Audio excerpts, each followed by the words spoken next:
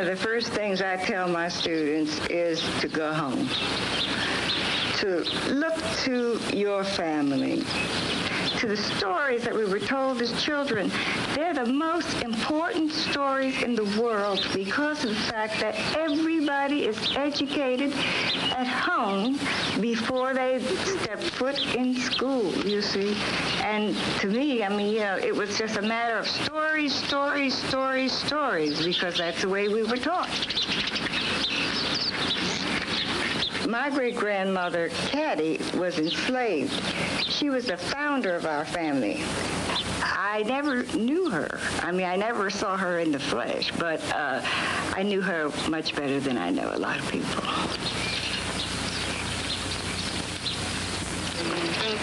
You know, Caddy was 8 years old when she was sold on the block. After that, she was always being sold. She was sent from plantation to plantation. She was always running. She grew into a beautiful young girl. That made all the white women hate her. The white men, they loved her. And they would take her to live in the big houses. Big house or not, Caddy did not want to be a slave. When she was caught, she was hung in the barn and whipped across her naked back with a cat o' nine tails. Didn't stop her from running, like Caddy. She would run, she'd be caught, she'd be whipped, she'd be hung.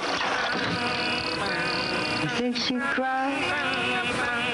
And they whipped her with those cat o' nine tails? Not Caddy. It would take more than a cat o' nine tails to make Caddy cry. Oh, heavens, we heard all kinds of stories about Caddy. What Caddy did when Lee surrendered, what she did when she heard that she was free, how she taught William not to be a coward, how she made Maggie walk over the bridge. All these things, you know, it gave us a sense of dignity and pride, character.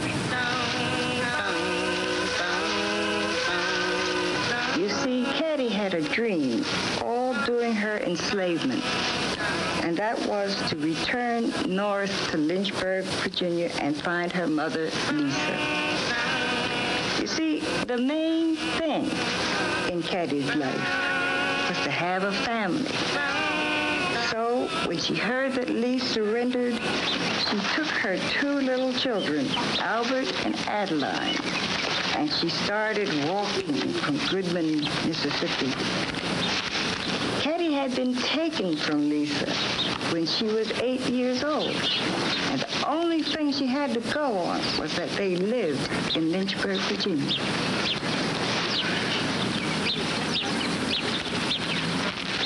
But Caddy would not ingratiate herself to anyone. She wouldn't beg. She would work in return for food. And I imagine that she taught her children to work too. She didn't mind children working. Hunger was the one thing that stalked her mind. Now, this was at a time during the Reconstruction period when Confederates were combing the countryside and killing black people who had been freed. Caddy had no money. She had no place to stay. She had to hide her children. She had to do everything underground.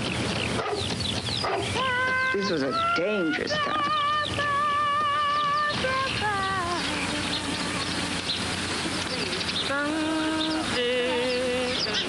She was a determined person, you see.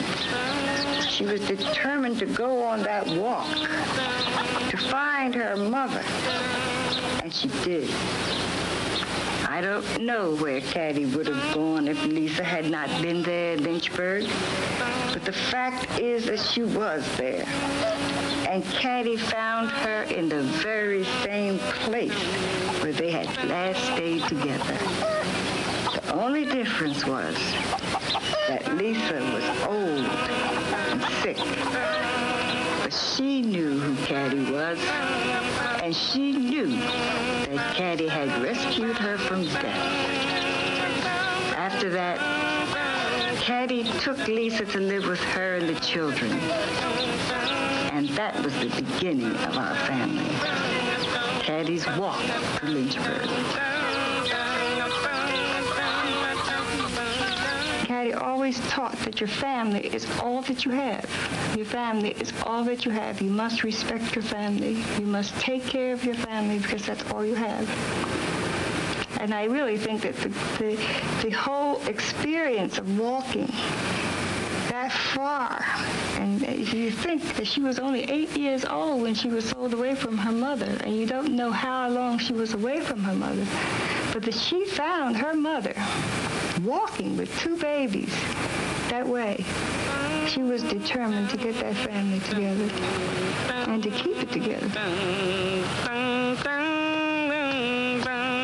Well, I tell you the truth, if you take the stories out of my family, we have nothing left. We had no other history. But whenever I get in a crunch, whenever I want the real stuff, I go home. I go back into my memory, and I remember what I heard a long time ago. Have you ever seen a ghost or anything? No. Well, see, when I was your age, now, is this true?